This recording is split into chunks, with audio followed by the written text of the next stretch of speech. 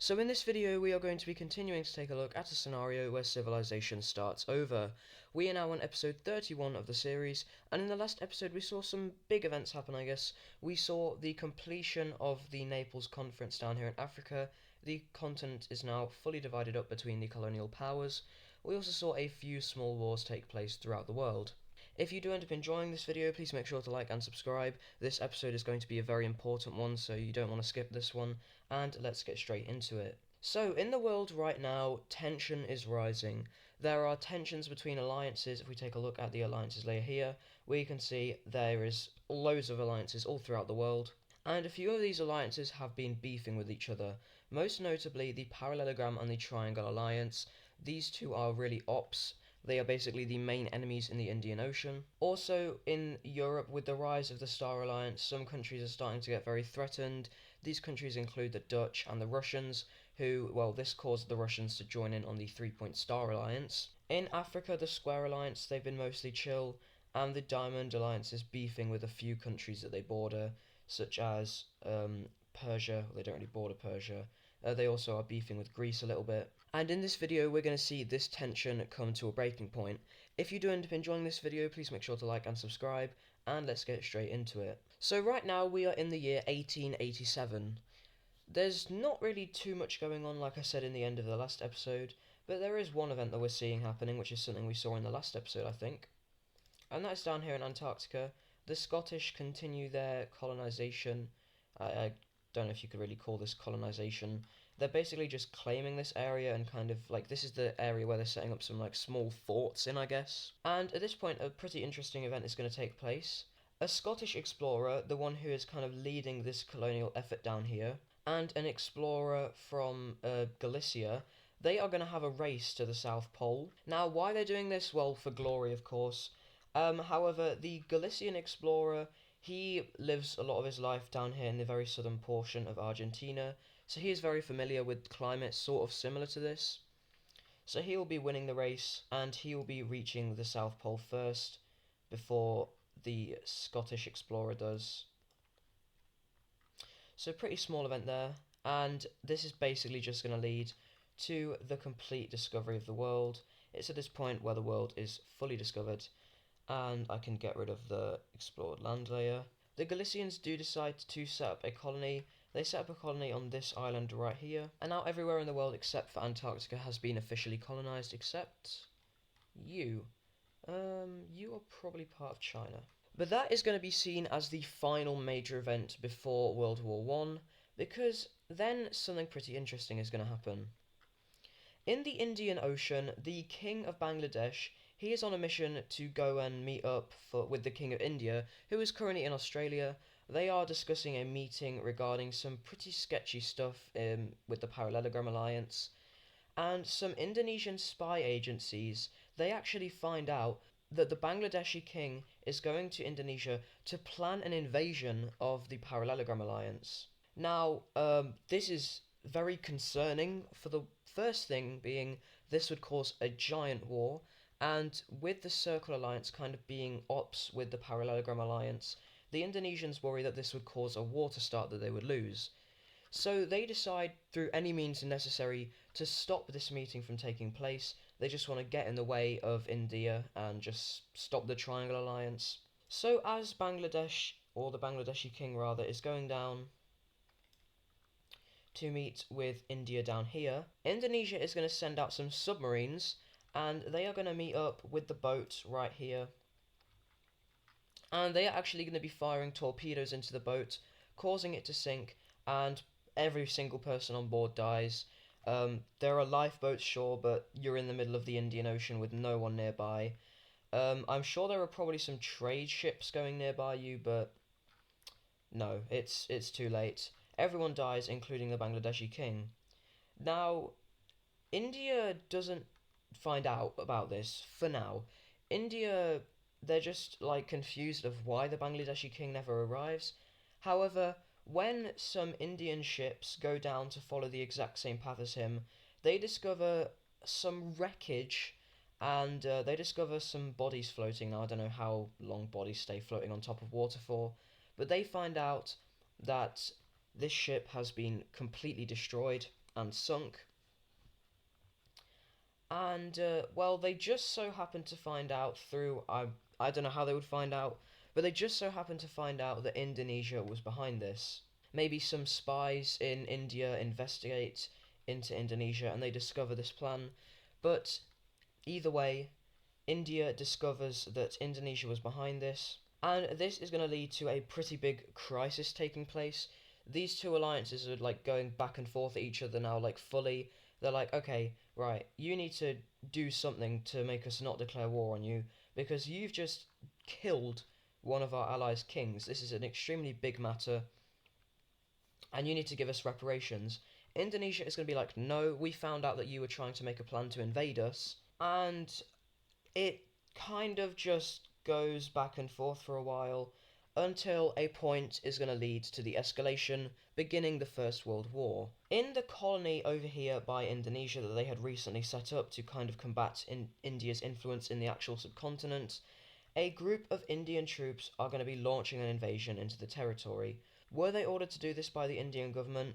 No one actually knows, but one thing is for sure, this has just led to the beginning of this conflict. And as these forces move in and fully take over this, the Parallelogram Alliance declares war on the Triangle Alliance, and this will officially begin World War One. Now, something interesting to note about these alliances, they will both be receiving funding from a lot of foreign nations. For instance, a lot of nations who are enemies with India will be going over and funding the Parallelogram Alliance. These nations include countries like this yellow country right up here. And there will be some countries funding India, and this includes countries like South Africa, who is basically a Galician puppet.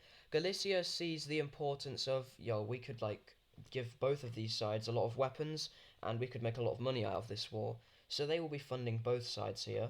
And finally, the one thing I want to do really quickly before the war actually begins is I want to go over one thing, and that is going to be the power rankings, because there is a pretty important thing that has happened. And after this, we'll get into the war, I promise. But the important thing that has taken place is that the number one country in the world is now Galicia. Galicia has overtaken Sweden as the top strongest country, and this causes a lot of worry in Sweden. They had been on top for a while, and now they are not. At number 2 is Sweden. At number 3 is actually going to be India. At number 4 is Indonesia. At number 5 is Central China. At number 6 is India. At number 7 is Peronesia. At number 8 is going to be Russia. At number 9 is going to be Egypt. And at number 10 is going to be Bangladesh. India had really ramped up support into Bangladesh, and they have been able to use this to really move up the rankings. So this is what we see, and now let's get into the war. So the first, real act of the war, although this is technically the first act, is Bangladesh launching an invasion into Burma. These Bangladeshi forces absolutely storm into the country, and they begin to snake down the coast. The Indonesians at this point are now going to start to fully mobilise up their military. This is something they hadn't really done. They had partially mobilised it during the crisis. However, India had fully done it, and this is going to allow them to see a lot of success into the war at the early stages. These Bangladeshi forces absolutely storm in. However, then a kind of counter-attack takes place. Vietnam launches an invasion up into this area over here as kind of a distraction. However, due to the fact that Bangladesh is a lot stronger than Vietnam here, they are able to quickly repel this advance and move into the nation. Over in Africa, the Indian forces that had been stationed in this country, this is kind of like a Mozambique country, I guess, they will be moving up and they will be storming into this Tanzanian colony. They will be moving up and capturing this city as well as Zanzibar. I believe this is Zanzibar. If I'm wrong, please correct me in the comments. And they will be meeting up with this river right here. We also see good success for the Triangle Alliance as the Somalian country up north launches an invasion into this colony. But now we need to move over to Australia, where core Indonesian land, core, it's kind of an Australian colony, but it is close to the mainland. This land is going to be launching an invasion into the Indian colony. They quickly move in and capture the coast, They had had a plan to do this for a while, as it had kind of been a big pain in the ass for them, this Indian colony down here. So they managed to quickly move in, and the Indian king, who is currently in Australia, he is in this city right here, it's kind of his holdout. He is going to be put under a lot of stress. However, he understands that maybe moving into India is going to be even more dangerous. So what he decides to do is leave on a voyage, and he goes over to Madagascar. Pretty good that he decides to do this though, as India is continuing to be pushed back here, as special desert forces are even launched into the main area of it, I guess, the outback area, to go towards this city, and these guys meet up with the coast, and this land over here is going to fall. Back over in Southeast Asia, we see the Indians continue to have some success. However, a thorn in India's side is going to show here, and that is actually going to be a new country joining in on the Parallelogram Alliance. And that is going to be this Mint country right over here. So if you remember your history from this series, you'll know that this Mint country actually used to extend all the way down here into India. However, India on their expansionist arc beat these guys in a war and forced them up north. These guys since then have had major trade restrictions. They have basically been controlled by the Indian economy, and they are sick of it, so they will be launching an invasion into India. They capture the capital city of this puppet state, and they do pretty decently, even crossing into mainland Indian territory right over here. If we take a look at the province layer, we can see that India has a very populated area right here, and it's kind of concerning for them as these forces are now approaching this area. This is their main financial district, I guess, so losing it would be a very big blow for them. The Persians will then be sending over a lot of supplies and resources and weapons to India, and this will actually come along with a naval invasion. It lands very close to the Indus River, however it does actually get pushed back, and the Persians begin to think of another way of invading into this country. Down over here to Africa, we see these Indian forces in this purple country continue to see success. They cross over into the river, and they just blitz about all throughout this country. However, with a lot of Indonesian and some Taiwanese and Vietnamese forces now on this front line, they actually begin to see some pushback against Bangladesh. However, a new event is going to take place that is going to heavily hurt Indonesia, and that is going to be something I had been hinting towards. That is, of course, the Circle Alliance joining in on the war. The Circle Alliance, led by China, is a fundamentally expansionist alliance, and China had been looking at South China for a while, and they had just been thinking, we could invade these guys. However, them joining in on the Parallelogram Alliance really threw a wrench in that plan, but they will not be having this stop them, so Chinese forces join the side of India, and they launch an invasion in. They quickly cross the border, capturing a major city, and snake along the coast, cutting off Hainan Island, and it's probably at this point where South China is very thankful that they decided to move their capital over to this island, and China continues to move in. But now I'm going to be moving on to a new aspect of this war, and that is going to be the naval battles. Oh, I just realised this layer is kind of outdated. Hang on 1 second. So the navies of India and Indonesia are going to be going to, I guess, a naval warfare here. As we're going to see, this allows some landings to take place. We'll be able to see these guys will try and make some landings rather. Over in Australia, the Indonesian Navy had really heavily pushed back the Indians. This is what had taken place earlier in the war. However, over here in the Indian Ocean, the Indians send out a naval force over to Sri Lanka. A very large naval battle takes place right here, and the Sri Lankan coast is going to be approached and even connected up with. This Indonesian area over here had been taken. Over in the African colony, the Somalian Navy manages to push back the Indians, or Indonesians. I'm sorry if I keep getting those two confused. But this is basically the final straw for this colony, as it is pushed all the way inland, and guerrilla warfare fighting now takes place. Over in the Chinese Sea, or the South China Sea I think, the Taiwanese Navy is pushed back by the Chinese Navy. The Chinese Navy is extremely capable, and a landing takes place on the island, leading to the full capture of it. The Navy then is pushed back even more down to these islands, and the northern Philippines is now approached. However, it's actually not going to be going all bad for Indonesia, as two new nations will actually be joining in on this war, and that is of course going to be Korea and Western China. These two are basically the counter-alliance to China, and tensions had recently been brewing with these two alliances, being this country had broken away from Korea and then joined the Circle Alliance. So these guys will be joining in on the war, and they will be immediately having some success. Korea manages to blast straight into this northern Korean, country over here, and the western Chinese country launches an invasion into northern Bangladesh. This is an extremely worrying thing for China. However, they will manage to get a grip, and they manage to push into this country. We also see Beijing do the same thing. At this point, Beijing is much stronger than this southern country. They had actually lost a war to this country before, but now they are able to push back into them. Down over in Australia, this Indian colony is now going to fully fall over to the Lime team. However, over here, the Bangladesh country is going to continue to move into the Red team. Meanwhile, over here in Beijing, Korean forces now move into the country and start to see a lot of success. Korea is just slightly stronger than Beijing, and China is kind of distracted down here, so they can't fully help them out. In the blue team, China now approaches the metropolitan area in the capital where the population lives, and these guys are kind of getting a little bit worried about that.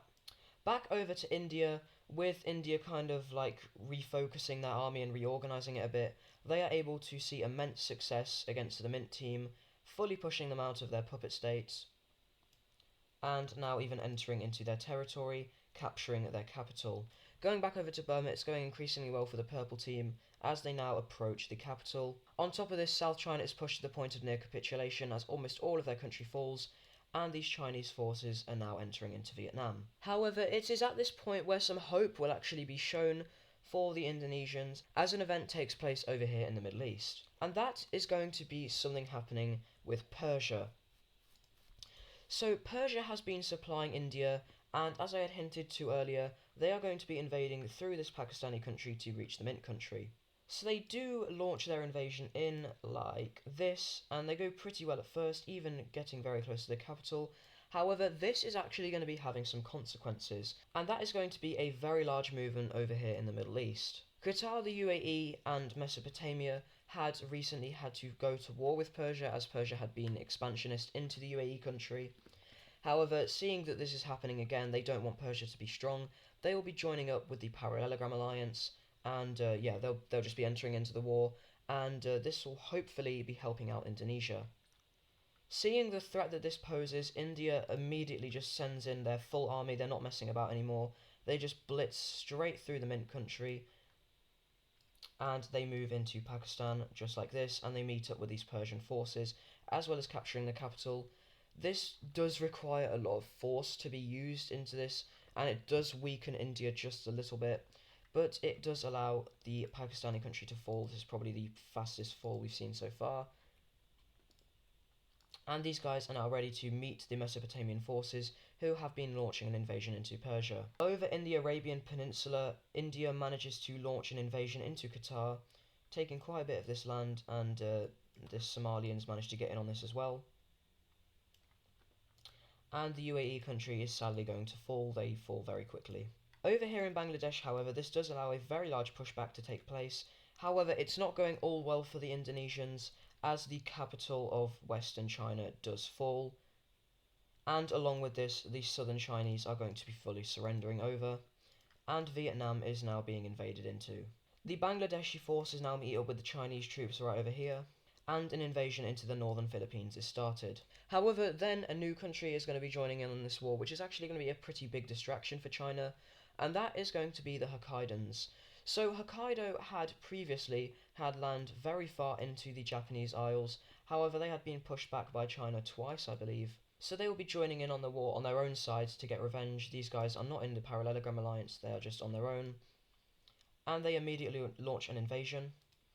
They also collaborate with some Tokian rebels over here, so the Tokyo country will rebel away, and very quickly and unexpectedly, and maybe Korea was also supporting these guys, but Japan, like the full Japanese island chain, is actually going to be falling over to Hokkaido. This is a very big blow for China. Also, Tokyo, they do get some of this, like this land right here.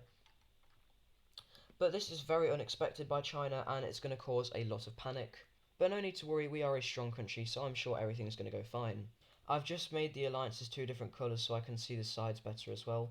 But now we need to focus over here in the Indian subcontinent, or very near to it at least, because if we take a look at the territorial waters layer, we could see earlier that Indonesia had moved over a very large naval force to Sri Lanka, and these guys are now finally ready for a landing. An extremely large amount of Indonesian forces land on the southern tip of the island and quickly take it over. These guys will then move their navy over to the mainland of the Indian subcontinent. Now, in regards to the navies of India and Indonesia, the Indian navy is just slightly stronger. However, in this war, it is a lot more spread out. So that's why we see the Indonesians being able to do this. The Indonesians fight a bloody and brutal naval battle and eventually make a landing in the Indian subcontinent. And the Sri Lankan country is going to kind of fall. And the Indonesians, they are really putting their might into this. This is like the full Indonesian army. They're really hoping that their allies can keep control of the other fronts. And the Indonesians now launch a brutal battle up the Indian subcontinent. These forces manage to make a very large amount of gains over here. However, they are pushed back in this kind of like central area. In the Middle East, Qatar is pushed back a lot. And it's looking like this movement over here was all for nothing, as Mesopotamia is pushed back as well, and their capital is now sieged. Over here in China as well, the Beijing country manages to push back against Korea, and the capital of Vietnam is also captured. However, we are seeing a kind of continuing dynamic, where somehow Burma is able to do very well against Bangladesh. No one really knows how these guys are doing this well, but they are being supported by a foreign power. Definitely. Over here in Taiwan, we also see that China is kind of pushed off the island as they are being distracted on other fronts. Specifically, the Western Chinese country. This is an extremely large front to fight on, and a lot of forces are needed with fighting said front. Also, over here in the colony of Indonesia, we do see some more pushes take place, cutting the colony in two. However, as I had said earlier, a lot of guerrilla warfare tactics has been taking place over here, so they are really not able to see too much success. Over here we see Bangladesh fully push out the Chinese, and they now start an invasion into the south of their country. It goes very well as at this point this country is essentially just collapsing. However, a new distraction is actually going to be joining in on this war, which will hopefully help out these guys. And that is going to be this country right over here. These guys really don't like the Indians, and they kind of just want to get at the Indians. So they will be joining the war to help out the Chinese over here, and they will be quickly launching an invasion into this Indian-occupied land. Now, one thing to note, this country is not strong at all. In fact, they're one of the weakest in the world, but they are definitely capable. Oh, they're not one of the weakest in the world. They're kind of mid, but compared to India, they're extremely weak. So they do invade in, and it kind of distracts India for a little bit, allowing Qatar to make a very minor pushback. However, shortly after this, these guys just get pummeled, and they are invaded. Now, despite the fact that this is not going too well for these guys, it is still a very large distraction for India, and it does allow some other fronts to go continuously well for the Indonesians.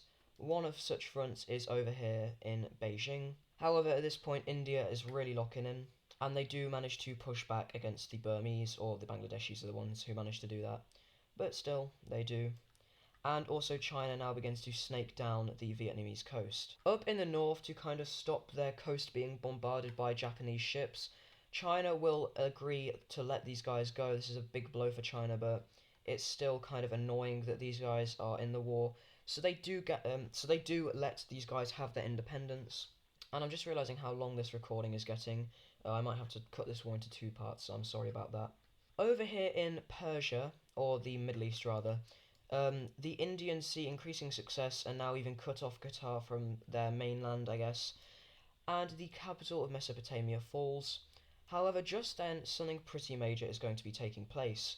A new alliance is actually going to be joining in on this war to support their allies and kind of stop a specific country, and that is going to be the Diamond Alliance. The Diamond Alliance joins the war on the side of the Indonesians, hoping to kick out India's influence out of that area, and they will now be going head to head with the Indians. But that is actually going to be it for this episode. I'm really sorry that I have to cut this war into two parts, but the video would be stupidly long if I didn't do this. I hope you guys are enjoying this war so far, and in the next episode this war is going to be peaking and continuing to ramp up. So I hope you guys are excited for that, and I will see you there.